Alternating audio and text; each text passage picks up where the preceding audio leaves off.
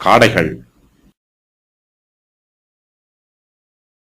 அப்பொழுது கர்த்தரிடத்திலிருந்து புறப்பட்ட ஒரு காற்று சமுத்திரத்திலிருந்து காடைகளை அடித்துக் கொண்டு வந்து பாளையத்திலும் பாளையத்தை சுற்றிலும் இந்த பக்கம் ஒரு நாள் பிரயாணம் மட்டும் அந்த பக்கம் ஒரு நாள் பிரயாணம் மட்டும் தரையின் மேல் 2 முழ உயரம் விழுந்து கிடக்கச் செய்தது. அப்பொழுது ஜனங்கள் எழும்பி அன்று பகல் முழுவதும் இரா முழுவதும் மறுநாள் முழுவதும் காடைகளை சேர்த்தார்கள். கொஞ்சமாய் சேர்த்தவன் 10 ஓமர் அளவு சேர்த்தான். அவைகளை பாளையத்தை சுற்றிலும் தங்களுக்காக குவித்து வைத்தார்கள். தங்கள் பற்கள் நடுவே இருக்கும் இறைச்சியை அவர்கள் மென்று தின்னும் முன்னே கர்த்தருடைய கோபம் ஜனங்களுக்குள்ளே மூண்டது. கர்த்தர் ஜனங்களை மகா பெரிய வாதையால் வாதித்தார். இச்சித்த ஜனங்களை அங்கே அடக்கம் பண்ணினதினால் அந்த ஸ்தலத்துக்கு கிப்ரோத் அத்தாவா என்று பெயரிட்டான். பின்பு ஜனங்கள் கிப்ரோத் அத்தாவா என்னும் இடத்தை விட்டு ஆசரோத்துக்கு பிரயாணம் பண்ணி ஆசரோத்திலே தங்கினார்கள். கர்த்தர் மோசேயின் விண்ணப்பத்திற்கு செவி கொடுக்கிறார். இஸ்ரவேல் ஜனங்களின் பாரங்களை சுமப்பதற்கு கர்த்தர் மூப்பர்களை நியமனம் செய்கிறார். இஸ்ரவேல் ஜனத்தார் இறைச்சி சாப்பிட வேண்டும் என்று இச்சித்தார்கள். கர்த்தர் அவர்களுக்கு தம்முடைய வார்த்தையின் பிரகாரம் இறைச்சியை புசிக்க கொடுக்கிறார். அப்பொழுது கர்த்தரிடத்திலிருந்து புறப்பட்ட ஒரு காற்று சமுத்திரத்திலிருந்து காடைகளை அடித்துக் கொண்டு வந்து பாளையத்திலும் பாளையத்தை சுற்றிலும் இந்த பக்கம் ஒரு நாள் பிரயாணம் மட்டும் அந்த பக்கம் ஒரு நாள் பிரயாணம் மட்டும் தரையின் மேல் 2 முழ உயரம் விழுந்து கிடக்கச் செய்கிறது. இந்த காற்று கர்த்தரிடத்திலிருந்து வந்த காற்றாகும். இஸ்ரவேலரின் பாளையத்தை சுற்றிலும் இந்த காற்று காடைகளை அடித்துக் கொண்டு வருகிறது. லட்சக்கணக்கான காடைகள் ஒரே நேரத்தில் வந்து சேர்ந்ததும் மிகப்பெரிய அற்புதமாகும். அப்பொழுது ஜனங்கள் எழும்பி அன்று பகல் முழுவதும் இரா முழுவதும் மறுநாள் முழுவதும் காடைகளை சேர்க்கிறார்கள். கொஞ்சமாய் சேர்த்தவன் கூட 10 கூடைகள் நிறைய சேர்க்கிறான். அவைகளை பாளையத்தை சுற்றிலும் தங்களுக்காக குவித்து வைக்கிறார்கள். ஒருவேளை காடைகளின் இறகுகளை பிரித்து அவைகளை பாளையத்தை சுற்றிலும் குவித்து வைத்திருக்கலாம். கர்த்தரிடத்திலிருந்து புறப்பட்ட காற்று என்பது கீழ்காற்றாக இருக்க வேண்டும் என்று வேத பண்டிதர்கள் சொல்லுகிறார்கள்.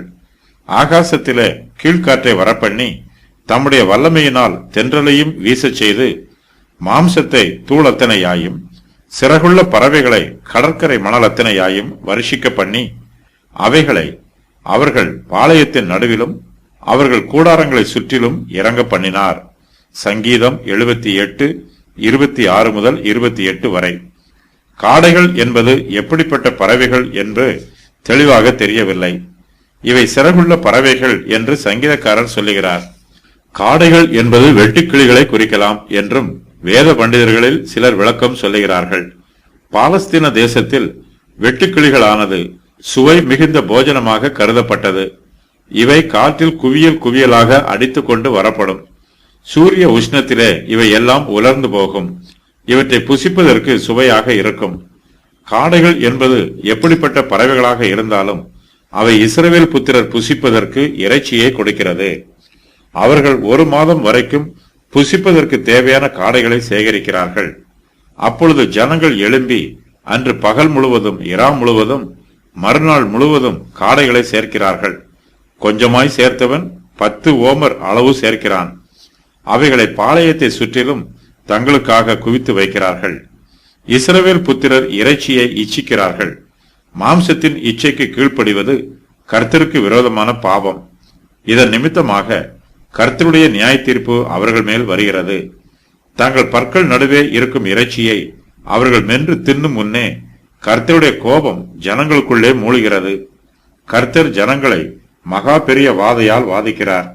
இந்த வாதையில் இஸ்ரவேல் புத்திரரில் அநேகர் செத்து போகிறார்கள். பல மாதங்களாக இஸ்ரவேல் புத்திரர்கள் மன்னாவை மட்டுமே போஜனமாக புசித்து வருகிறார்கள். அவர்களுடைய கலக குணத்தின் காரணமாக கர்த்தர் ஜனங்களை மகா பெரிய வாதையால் வாதிக்கிறார். ஏராளமான ஜனங்கள் வாதையினால் மாண்டு போகிறார்கள். இச்சித்த ஜனங்களை அங்கே அடக்கம் பண்ணுகிறார்கள். ஆகையினால் மோசே அந்த ஸ்தலத்துக்கு கிப்ரோத் அத்தாவா என்று பெயரிடுகிறார். கிப்ரோத் அத்தாவா என்னும் பெயருக்கு இச்சையின் பிரேத குழிகள் அல்லது இச்சித்தவர்களின் பிரேத குழிகள் என்று பொருள். பின்பு இஸ்ரவேல் ஜனங்கள் கிப்ரோத் அத்தாவா என்னும் இடத்தை விட்டு ஆசரோத்துக்கு பிரயாணம் பண்ணி ஆசரோத்திலே தங்குகிறார்கள்.